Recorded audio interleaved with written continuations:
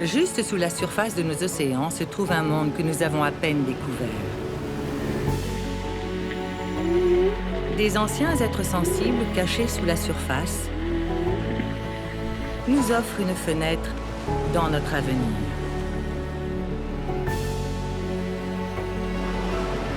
Depuis 28 ans, Nan Hauser, scientifique spécialiste des cétacés et défenseur de l'environnement, a voyagé aux côtés de ces beaux géants. Ces décennies de recherche continuent d'approfondir notre compréhension de ces créatures majestueuses et des vastes écosystèmes marins qu'elles habitent. Elle a ouvert une porte sur la vie secrète des gardiens de l'océan, nous reliant à leur monde mystérieux. Dans une vie passée à admirer les baleines.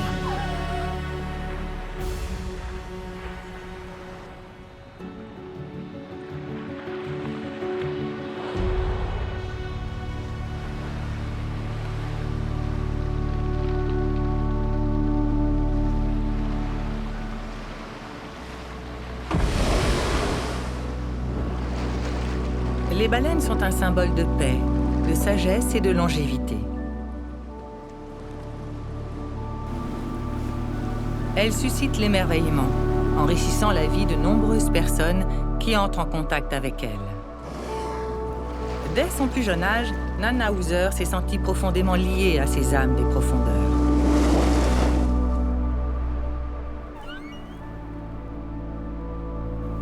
Dans son enfance, en vacances aux Bermudes, Nan a entendu pour la première fois le chant des baleines. C'est là qu'elle est tombée amoureuse des baleines. J'avais cette idée d'étudier les baleines et de les protéger. Et ce que je préférais était être sous l'eau, apprendre à les connaître et à les étudier. Et tout le monde se moquait de moi, tout le monde. Même les mammalogistes marins du monde entier me disaient « Tu ne peux pas faire ça, non, tu ne peux pas faire ça. » Bien que les autres lui aient dit que c'était impossible, ou même dangereux, Nan s'est mise en quête d'étudier les baleines dans leur habitat naturel. Poussée par la persévérance, la passion et une conviction inébranlable que la protection des baleines est plus qu'un choix, c'est une vocation.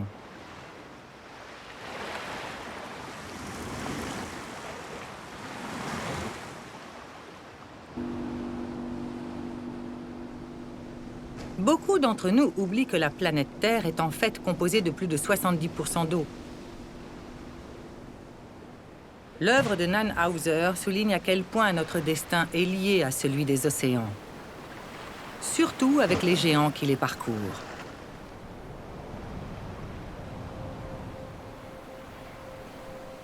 La base de Nan se trouve sur l'île de Rarotonga, l'une des îles Cook dans le Pacifique Sud. C'est le paradis. Le paradis a un prix, mais c'est le paradis. C'est un rocher au milieu de nulle part. Un rocher entouré d'1,2 km² d'océan et 15 toutes petites îles qui sont tellement éloignées les unes des autres qu'il est vraiment difficile de s'y rendre.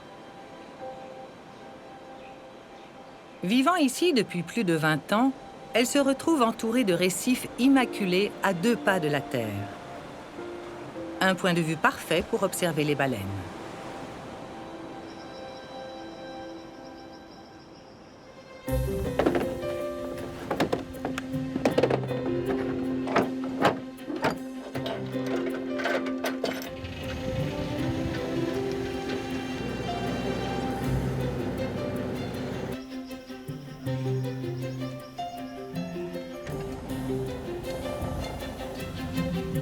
Chaque jour, les recherches de Nan la ramènent à l'endroit qu'elle considère comme sa véritable maison,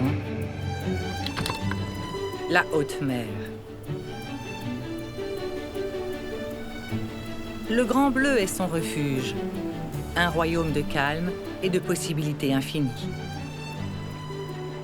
On a envie de la boire. On veut la laisser entrer en nous. On a envie de l'adopter. On veut y plonger de tout son être. Et je le fais. Et ça m'éloigne de tout, de partout et de tout le monde. Je suis juste là dans le grand bleu. Et c'est un bleu qu'il est impossible d'oublier. Les baleines à bosse sont l'une des espèces de baleines les plus observées et les plus étudiées. Les populations qui fréquentent Rarotonga font partie des derniers groupes migrateurs en danger critique d'extinction dans le monde. Chaque année, ces baleines entreprennent l'une des plus longues migrations sur Terre, partant des zones d'alimentation glacée de l'Antarctique vers les eaux plus chaudes du Pacifique Sud pour s'accoupler et donner naissance. Les récifs calmes et peu profonds de Rarotonga servent de pouponnière idéale pour que les jeunes prennent des forces avant d'entreprendre le pénible voyage de retour vers le sud. Chaque fois que ces géants passent par là, Nan saisit cette fenêtre éphémère pour recueillir des données essentielles sur leur schéma de migration, leur génétique et leur comportement. Des informations cruciales pour leur conservation.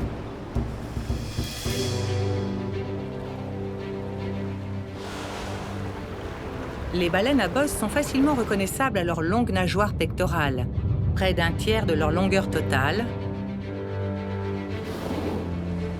et par la bosse distinctive qui s'arque de façon spectaculaire lorsqu'elle plonge.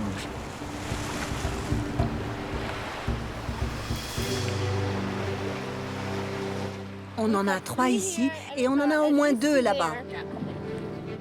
OK, on en a 3 de l'autre côté. Ah, d'accord, on continue à avancer.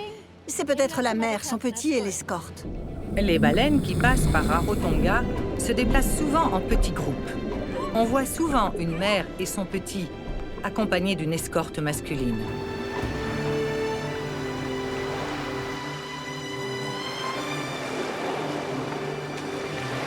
On dirait des anges qui les surveillent en se retournant ou en restant près d'eux. C'est comme une danse, un peu comme un ballet.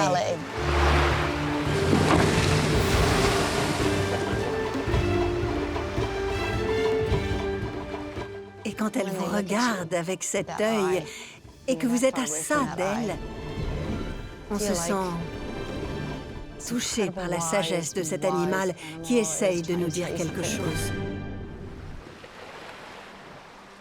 Malgré leur grâce et leur intelligence, les baleines à bosse étaient autrefois chassées presque jusqu'à leur extinction. Aujourd'hui, tandis que quelques pays pratiquent encore la chasse à la baleine, beaucoup ont fait la transition à l'observation des baleines, offrant une lueur d'espoir pour le lent rétablissement de l'espèce. On va essayer de... Les efforts mondiaux pour protéger les baleines à bosse ont permis à leur nombre de rebondir dans de nombreuses régions du monde. Environ 80 000 baleines à bosse naviguent aujourd'hui dans nos océans et de nombreuses populations sont toujours en augmentation. Permettre aux populations de baleines de se développer pourrait s'avérer crucial, pas seulement pour leur propre survie, mais pour la nôtre.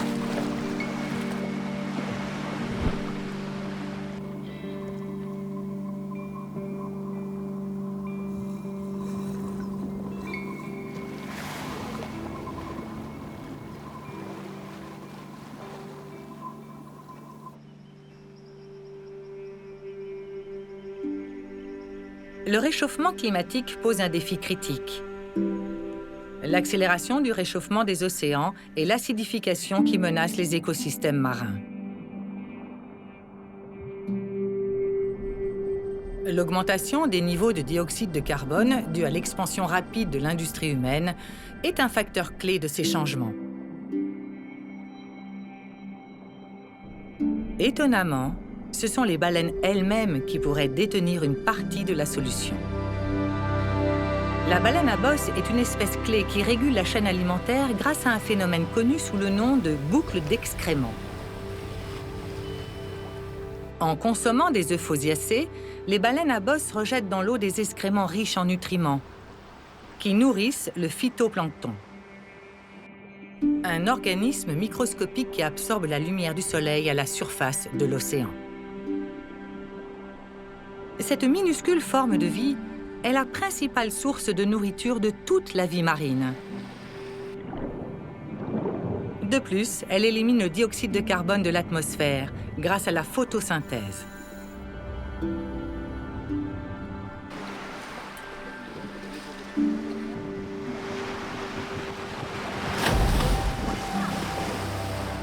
Pendant des siècles, les hommes ont massacré les baleines à échelle industrielle, sans jamais réaliser que nous aggravions notre propre crise mondiale.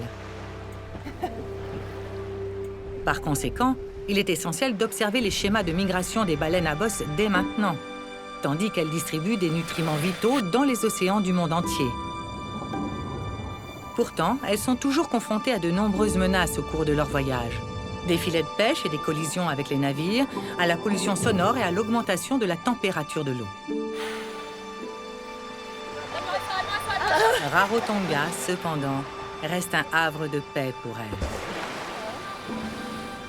Je pense que Rarotonga est l'endroit idéal pour étudier les baleines à bosse. Cependant, il demeure encore un mystère. Pourquoi quelques baleines sont revenues en 20 ans et pourquoi il y a de nouvelles baleines chaque année? Ce doit être un couloir. Je pense que c'est un endroit fascinant et tellement différent des autres îles. Et c'est pour ça que je suis toujours là 20 ans après. La vie de Nan a été bouleversée lorsqu'elle était très jeune. Et elle souffre encore des séquelles d'un terrible accident. Je ne me considère pas comme une malade, ni comme une victime, mais je prends mes médicaments 4 fois par jour. Et si je ne le fais pas, je souffre terriblement. Tout comme les personnes qui m'entourent, parce qu'elles doivent faire face à mes crises d'épilepsie. C'est quelque chose qui n'est pas beau à voir. Je me considère chanceuse d'avoir survécu à un accident si grave. À 18 mois, Nan est tombée la tête la première du 2e étage sur le trottoir en contrebas. Mes 7 premières vertèbres ont été cassées et mon crâne a été fracturé. J'ai été inconsciente pendant un moment et je ne sais pas pourquoi je me suis réveillée, mais je suis là. J'ai été inconsciente et les médecins disaient à ma mère, « Quelqu'un là-haut doit vraiment l'apprécier. » Et je pense que c'est vrai. Quelqu'un ou quelque chose veillait sur moi, une puissance supérieure, un esprit veillait sur moi pour que je revienne. Et je suis là depuis un certain temps. Et j'apprécie, je respecte chaque jour de ma vie et j'en suis très reconnaissante. Je ne vais pas changer de vie à cause de cette maladie. C'est une maladie horrible et très désagréable. Mais je l'accepte, je prends mes médicaments. J'essaye aussi de ne pas trop regarder de lumière, de ne pas être déshydratée, de ne pas laisser mon taux de sucre descendre et ne pas être stressée. C'est cette maladie qui maintient la tête de Nan hors de l'eau sur ordre de son médecin. Mais il y a encore beaucoup de recherches précieuses à faire à la surface.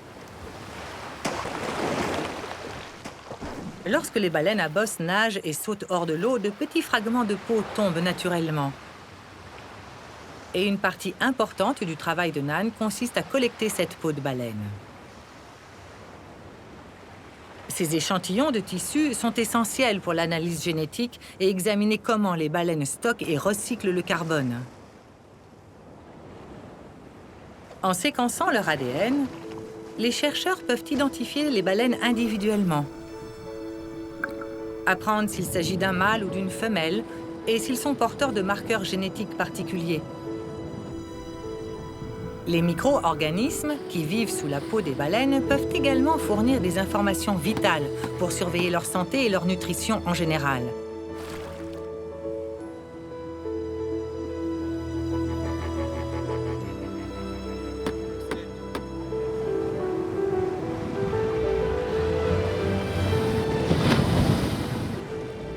En examinant leurs microbes de peau tout au long de l'année, les chercheurs peuvent détecter comment le changement climatique et l'activité humaine influencent l'habitat des baleines.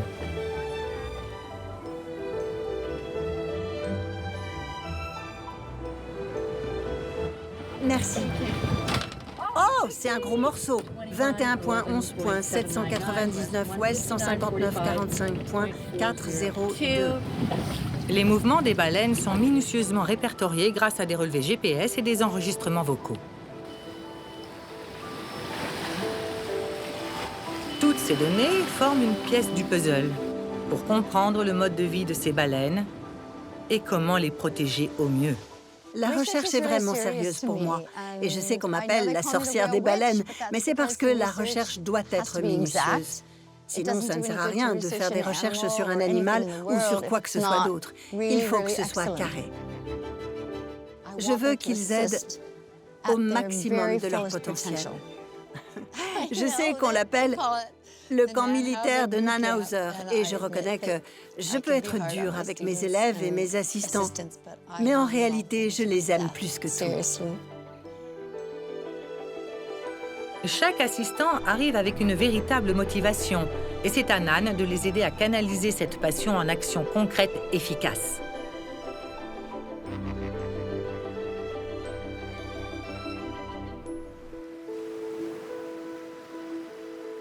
Pour suivre des baleines à bosse spécifiques lors de leur migration à travers Rarotonga, l'équipe de Nan s'appuie sur l'identification de la douve.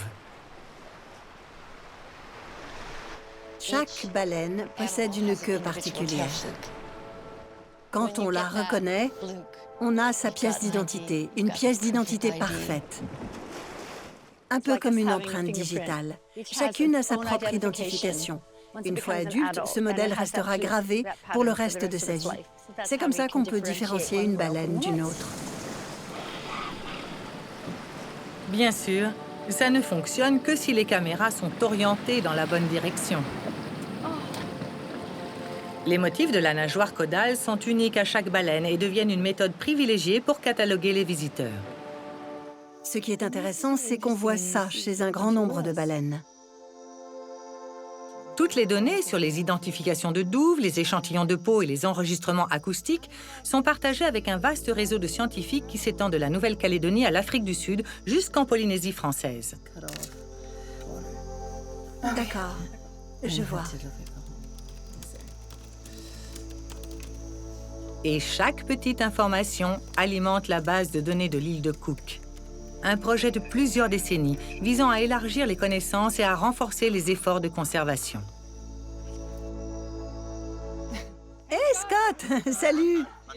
Nan reste en contact étroit avec ses collègues du monde entier qui cherchent à atteindre des objectifs similaires. J'ai créé le collectif Tongan-Fluk il y a environ 3 ans. Et on voulait juste laisser tout ça à la disposition de tous ceux qui veulent vraiment utiliser les données brutes. En mettant en commun leurs connaissances, les chercheurs créent un front uni pour la conservation des baleines en amplifiant l'impact de leurs efforts individuels. Merci! Salut! D'accord, donc ça c'est... Bon, vous êtes tous arrivés en disant impossible de les différencier, on dirait des moutons. Maintenant, vous pouvez. Vous vous souvenez? C'est pour ça que je crie tout le temps. Tous les échantillons sont méticuleusement scellés et étiquetés. Chaque donnée permet aux chercheurs de faire un pas de plus vers la compréhension et la préservation de ces magnifiques créatures. Parfait. Le mot conservation a toujours eu beaucoup de sens pour moi, et ce depuis que je suis toute petite. J'ai appris à conserver les choses dès mon plus jeune âge, et nous avons construit un centre de la nature. 5 générations de femmes Hauser se sont réunies pour construire le Centre de la baleine et de l'éducation.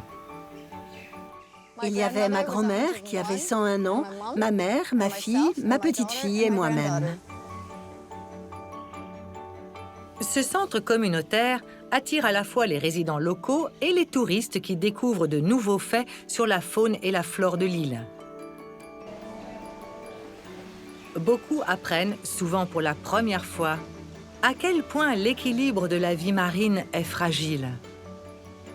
En impliquant les familles, les écoles et les dirigeants locaux, il inspire des initiatives de conservation menées par la communauté. Dans un endroit où le récif se trouve juste à côté de la plage, il est clair que les changements sur la terre ferme peuvent avoir un impact direct sur la vie sous les vagues. Un problème urgent qui affecte les baleines et toute la vie marine est la pollution du plastique.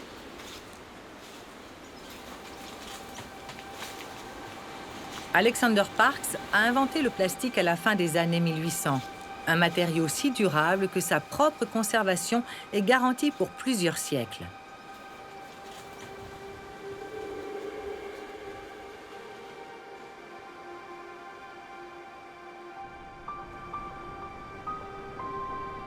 Chaque fois que l'on va à une plage ou sur l'océan, on trouve de plus en plus de plastique. Il ne disparaît pas. Chaque morceau de plastique retiré est un pas vers des habitats plus sains pour les baleines et les autres formes de vie océanique. Il faut arrêter cette histoire de plastique. Nous avons besoin du monde entier. Nous avons besoin d'unir nos forces d'activisme, de la science. Tout ça est ridicule. Je pense que c'est une question très importante en ce moment et suffisamment de gens réalisent qu'on devrait faire quelque chose rapidement pour trouver une solution à tout ce plastique.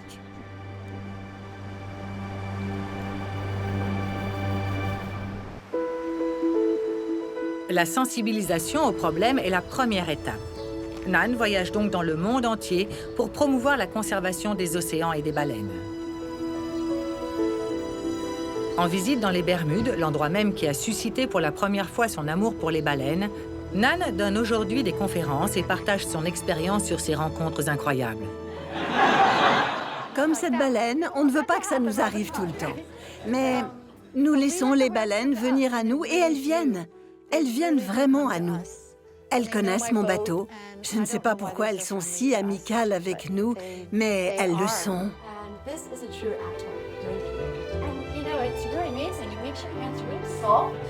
L'immense beauté et le mystère inné des baleines attirent beaucoup de public. Merci beaucoup. Elle visite les écoles locales pour sensibiliser les jeunes. Ce que vous apprenez, ce que vous étudiez, ce que vous écrivez et les preuves que vous avez sont un très bon moyen de sauver les animaux. La recherche, c'est génial.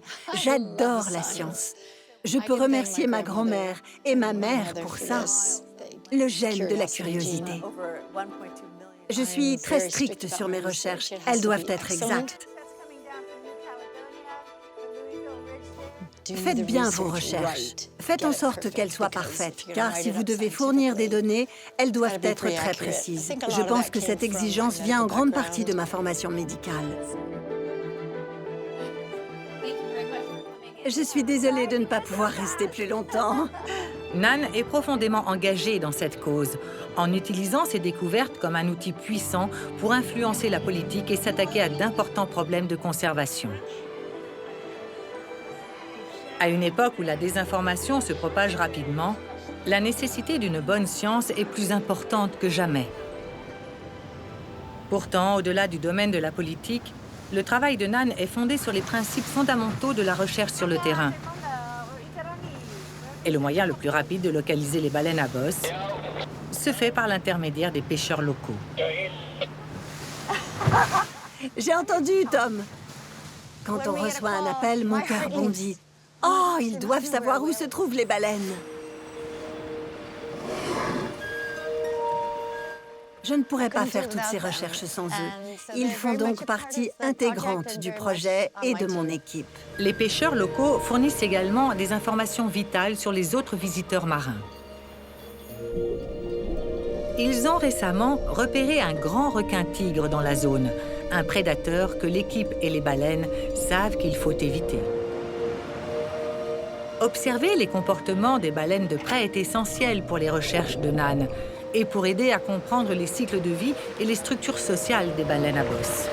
Allez, ma grande! Elle prépare quelque chose. Oh, voilà, ça y est, voilà! Juste là! Alors qu'une baleine s'approche, il y a un moment de reconnaissance mutuelle. Une compréhension tranquille entre Nan et ce géant des océans.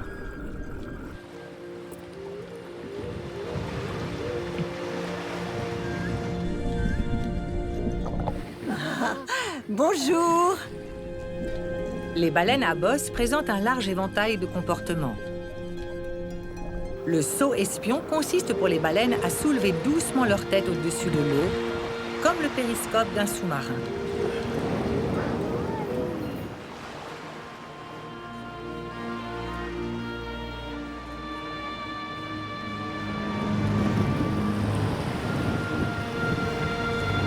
Ralentis, ralentis, ralentis! On pense qu'elles font ça pour se réorienter dans des eaux inconnues.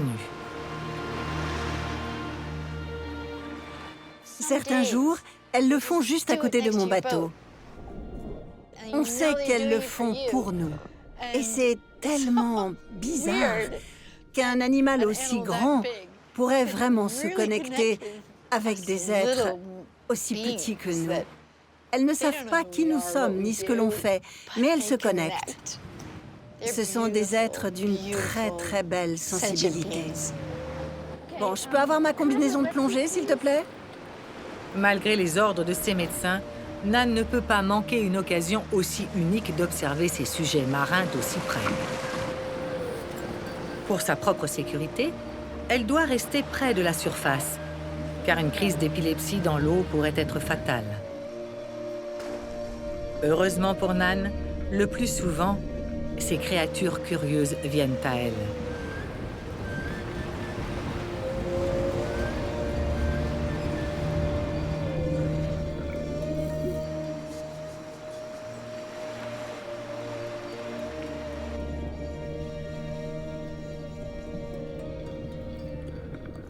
Je ne sais pas si elles savent que je ne peux pas descendre vers elles, mais elles s'adressent à moi.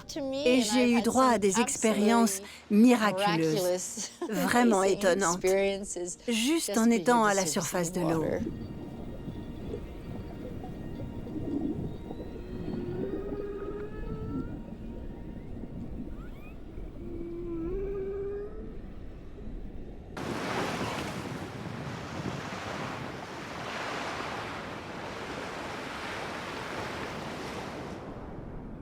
Être aussi près d'un animal sauvage dans son habitat naturel remplit Nan d'un profond sentiment de connexion spirituelle. C'est toujours le cas. Peu importe le nombre de baleines que j'ai côtoyées, c'est toujours une expérience spirituelle. Je ne peux pas penser à quelque chose que j'aimerais plus faire que ça.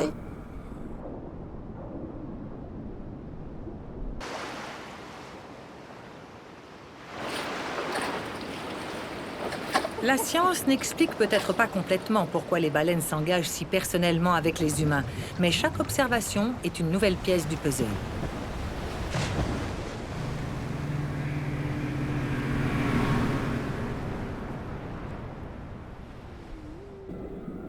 La recherche sur les baleines en est encore à ses débuts. L'étude systématique n'a commencé que dans les années 60, laissant de nombreuses lacunes dans nos connaissances. Grâce aux recherches de Nan, chaque rencontre révèle des détails complexes sur la communication des baleines et approfondit notre compréhension de leur intelligence.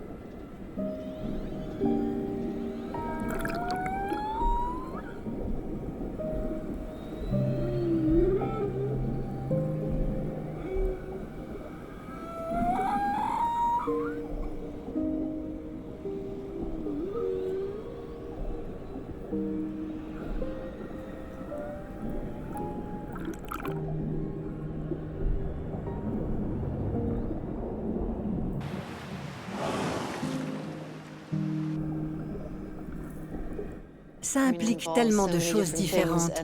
Et c'est très important que nous ayons une base de référence de tout ça, que nous soyons en mesure d'étudier ces animaux à l'avenir.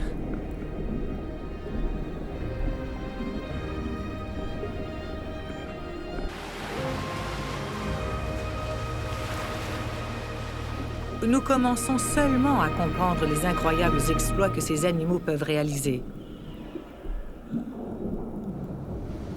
Les baleines à bosse peuvent atteindre jusqu'à 15 mètres de long et peser jusqu'à 36 tonnes. Pourtant, elles sont remarquablement agiles.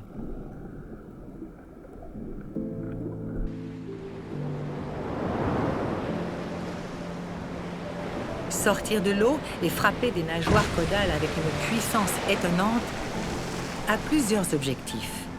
Elle communique, elle s'oriente, et d'autres jouent simplement.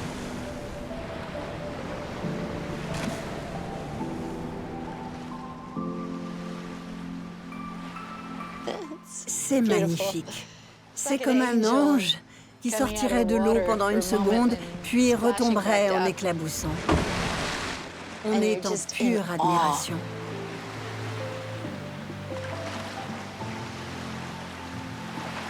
Ce sont les plus incroyables acrobates de l'océan.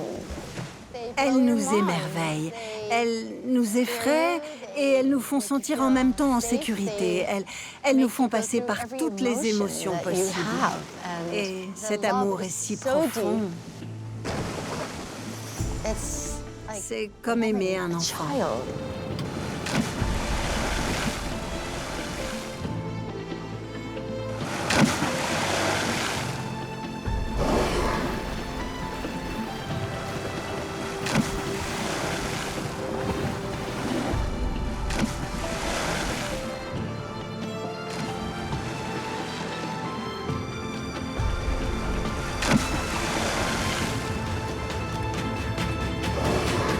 L'eau peut être parfaitement calme, on ne s'attend à rien, et puis, pam, notre cœur fait un bond, notre adrénaline s'active, et tout ça au ralenti, c'est intemporel. Et puis elle se glisse à nouveau dans l'eau.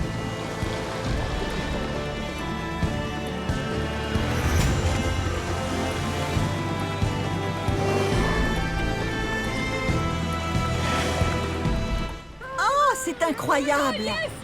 Oh! C'est incroyable!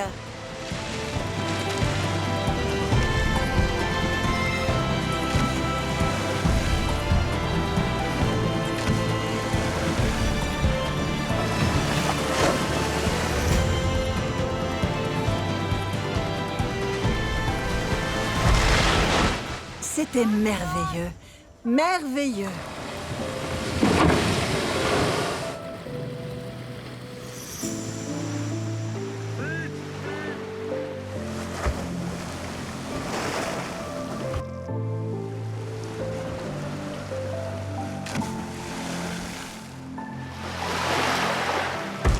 Je peux honnêtement dire que je ne me lasserai jamais de les voir sauter. Et ça fait 28 ans que je vois ça.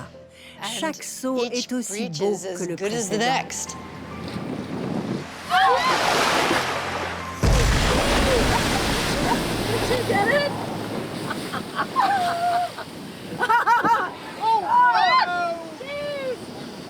Tu l'as eu?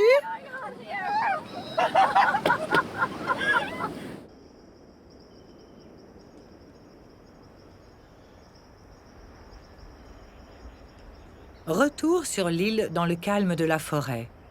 Nan et son équipe passent en revue des heures d'images pour mieux comprendre le comportement du saut. Oh, là, le saut! Oh, on ne sait jamais d'où elle va surgir.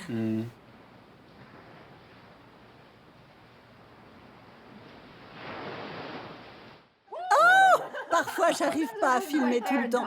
Elle était vraiment en train d'interagir avec nous, comme si elle se montrait et s'amusait, parce qu'elles nous ont emmenés dans leur univers. Alors que de nombreux sauts peuvent ressembler à des gestes d'amusement, ils peuvent aussi être des signaux subtils de territoire, de curiosité, ou même des actes de séduction.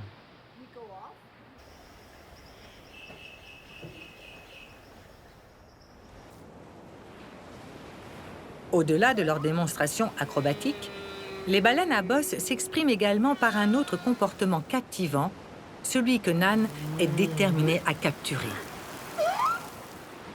Je vais laisser l'hydrophone ici. Les baleines à bosse mâles peuvent chanter, et Nan veut l'enregistrer. En produisant des séquences de clics, de gazouillis et de sifflements, ils créent des chansons évolutives complexes qui peuvent parcourir de grandes distances. Nous avons beaucoup de chance ici, car nous n'avons pas qu'une seule chanson pour la saison. Nous avons 5 chansons différentes cette année, et je parie qu'après les avoir analysées, nous allons avoir 6 chansons différentes.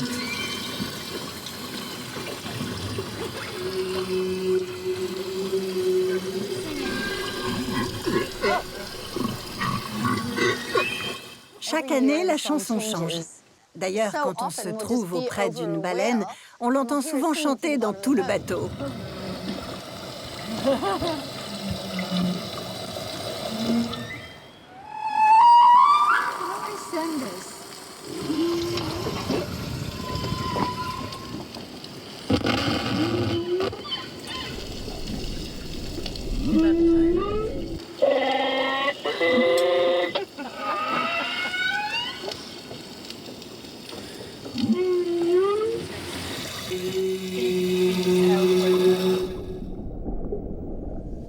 L'autre jour, quand j'étais dans l'eau, en train de filmer en récupérant la peau de l'un des mâles, mon corps tout entier vibrait.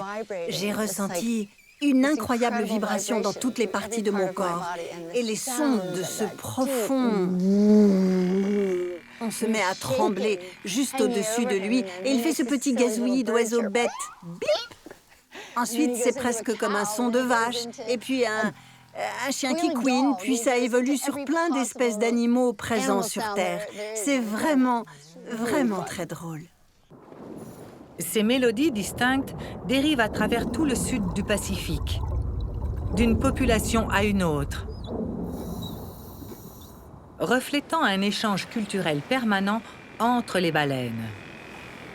Il doit y avoir des données là-dedans. Cette chanson signifie bien plus que ce que l'on peut imaginer. Je pourrais passer le reste de ma vie à étudier ces chansons et j'en serais heureuse. C'était génial!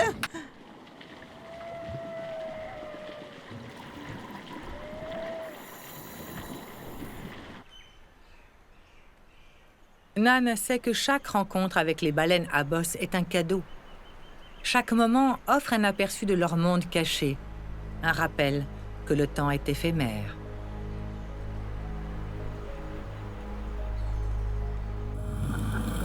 Et avant qu'elles ne poursuivent leur migration, elle veut saisir une dernière occasion inoubliable, une rencontre les yeux dans les yeux avec ces créatures majestueuses.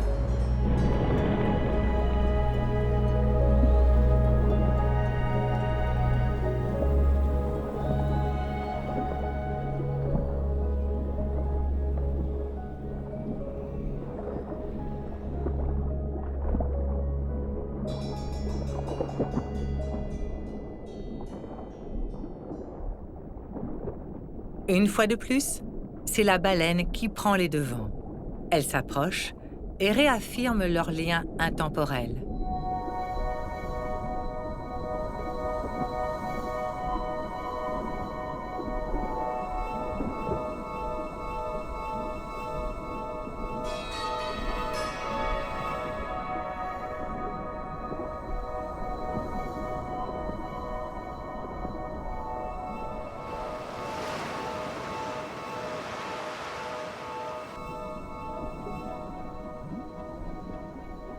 Quand vous êtes avec une baleine, il y a quelque chose qu'elles savent et que l'on ignore. Et elles vous rendent heureux, elles vous remplissent de joie, elles vous émerveillent. Elles vous donnent l'impression d'avoir vécu une expérience spirituelle.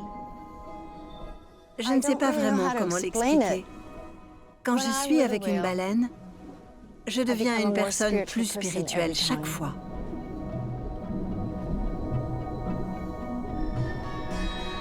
Spirituelle ou non, Nan sait qu'elle doit garder une distance de sécurité. Les énormes nageoires pectorales de la baleine peuvent briser des os.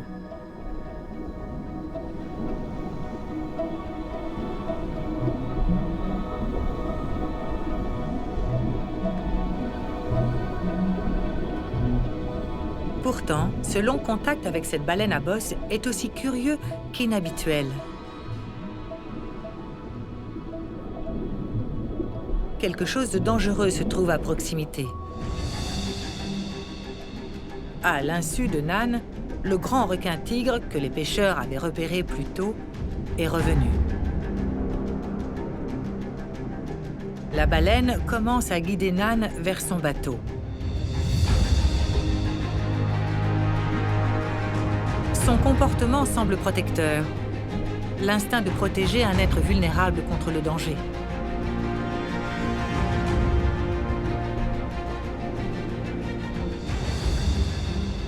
Bien que les baleines à bosse soient connues pour sauver les phoques des attaques des orques, Jamais auparavant, une seule n'avait semblé aider un être humain.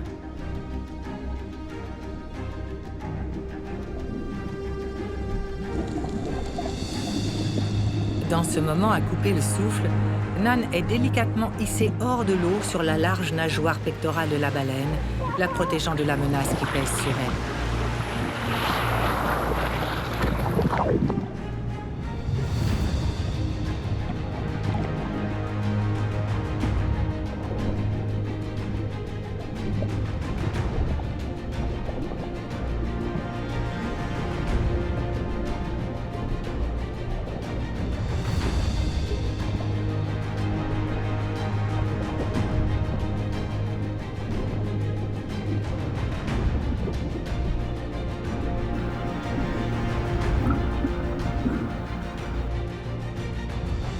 Même si elle tente de battre en retraite, la baleine à bosse continue de la pousser vers le bateau.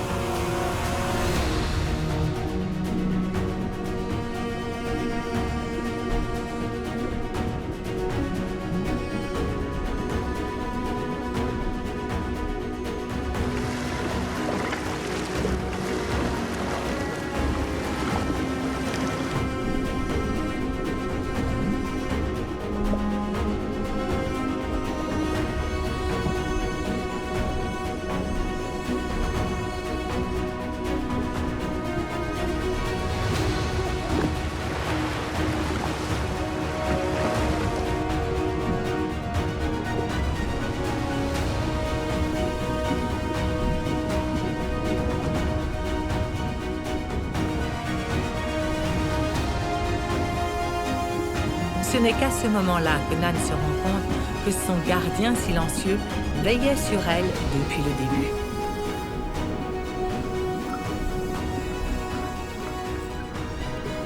début. Il y a un grand requin-tigre là-bas.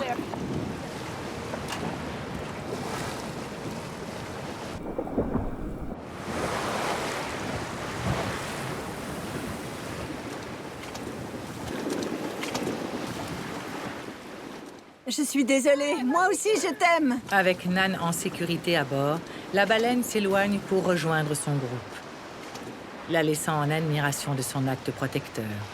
Oh mon Dieu. Oh, c'est pas vrai. Que ce soit de manière instinctive ou délibérée, cette rencontre rapprochée met en évidence le potentiel d'empathie de ces êtres majestueux. Un rappel poignant que notre lien avec les baleines est peut-être bien plus profond que nous ne l'avons jamais imaginé. Ma vie sous l'eau a été la meilleure chose qui soit. Je pense que j'ai passé 5 à 6 décennies sous l'eau. Et je n'ai pas le droit d'aller sous l'eau pour l'instant à cause de l'anévrisme que j'ai eu ici. Et ça m'a vraiment bouleversée quand j'ai appris que je ne pourrais plus aller sous l'eau. Bien que j'ai fait des rencontres absolument incroyables avec des animaux à la surface. Incroyables. En Polynésie, les tatouages racontent l'histoire de la vie du porteur, des chroniques et des expériences silencieuses. Le dernier tatouage de Nan commémore son extraordinaire et peut-être même son sauvetage avec la baleine.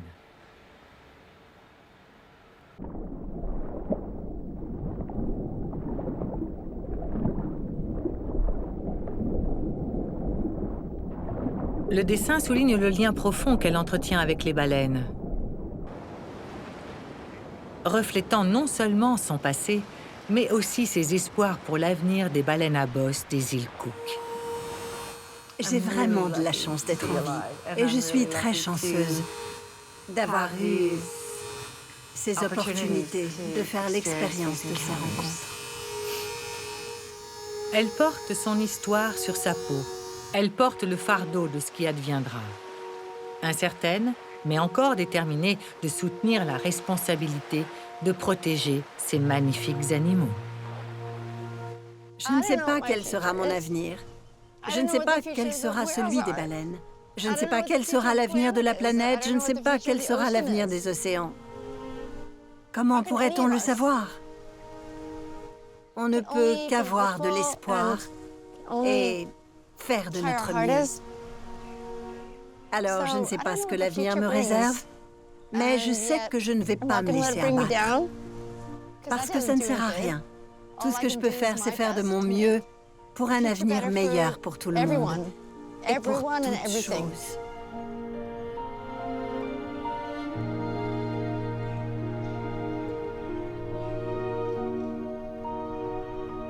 Pour être un gardien de la nature, le monde exige une force de caractère extraordinaire que très peu de gens possèdent. Nos océans sont en état de siège et ils ont besoin de tous les héros possibles. Les recherches pionnières de Nan nous ouvrent les yeux sur l'importance cruciale de la préservation de ces écosystèmes marins et de la vie qu'ils abritent.